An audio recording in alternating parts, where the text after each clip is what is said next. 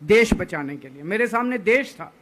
आम आदमी party important नहीं है, आम आदमी पार्टी सेकेंडरी है, पहली हमारे लिए देश है।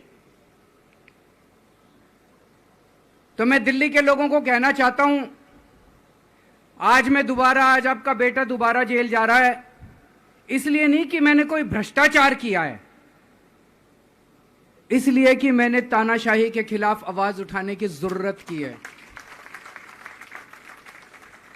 इस प्रचार के दौरान एक सबसे बढ़िया बात यह हुई कि सारे देश के सामने प्रधानमंत्री श्री नरेंद्र मोदी जी ने यह कबूल किया कि उनके पास मेरे खिलाफ रत्ती भर भी सबूत नहीं है।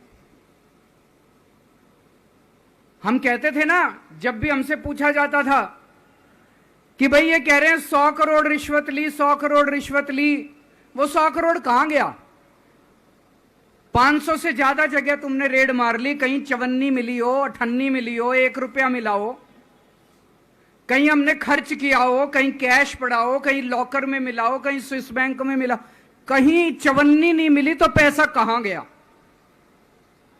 तो एक टीवी चैनल के इंटरव्यू में उस टीवी वाले ने मोदी जी से पूछा कि प्रधानमंत्री जी, ये केजरीवाल चारों तरफ कहता घूम रहा है कि आपके पास उसके खिलाफ कोई सबूत नहीं है, आपके पास उसके खिलाफ कोई रिकवरी नहीं है, फिर आपने उसको गिरफ्तार कैसे कर रखा है?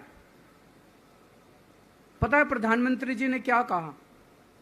प्रधानमंत्री जी कहते हैं, मैं मानता हूं कि केजरीवाल के खिलाफ कोई सबूत नहीं है, मैं मानता हूं कि केजरीवाल के खिलाफ कोई रिकवरी नहीं है, क्योंकि केजरीवाल अनुभवी चोर है। चलो मान लिया मैं अनुभवी चोर हूं, तुम्हारे पास सबूत तो नहीं है, तुम्हारे पास रिकवरी तो नहीं है, तो यूं ही डाल दिया मेरे को जेल में, बिना सबूत के डाल दिया मेरे को जेल में, बिना रिकवरी के डाल दिया जेल में। देश के इतिहास में 75 साल में सबसे ज्यादा बहुमत से आई हुई सरकार है।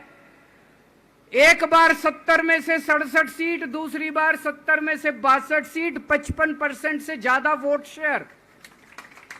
इतने भारी बहुमत वाली सरकार के मुख्यमंत्री को आपने बिना सबूत के जेल में डाल दिया। यही तो तानाशाही है कि जिसका मन करेगा मैं उसी को जेल में डाल दूंगा, जिसका मन करेगा उसी को जेल में डाल दूंगा। और पूरे देश को मैसेज दे दिया कि अगर मैंने केजरीवाल को फर्जी केस में जेल में डाल दिया तो तुम्हारी तो औकात ही क्या है, किसी को भी पकड़ के जेल में डाल दूंगा। इसी तानाशाही के खिलाफ लड़ रहा हूं मैं, और इस किस्म की तानाशाही अपने देश को बर्दाश्त नहीं है। भगत सिंह ने कहा था ना कि जब सत्ता तानाशाही हो जाए तो जेल जिम्मेदारी बन जाती है, सबकी जिम्मेदारी है जेल में जाना, इसके खिलाफ आवाज उठाना। भगत सिंह के चेले हैं। भगत सिंह देश को बचाने के लिए, देश को आजाद कराने के लिए जेल गए थे। भगत सिंह देश को आजाद कराने के लिए फांसी पे चढ़े थे। हम देश को बचाने के लिए जेल जा रहे हैं।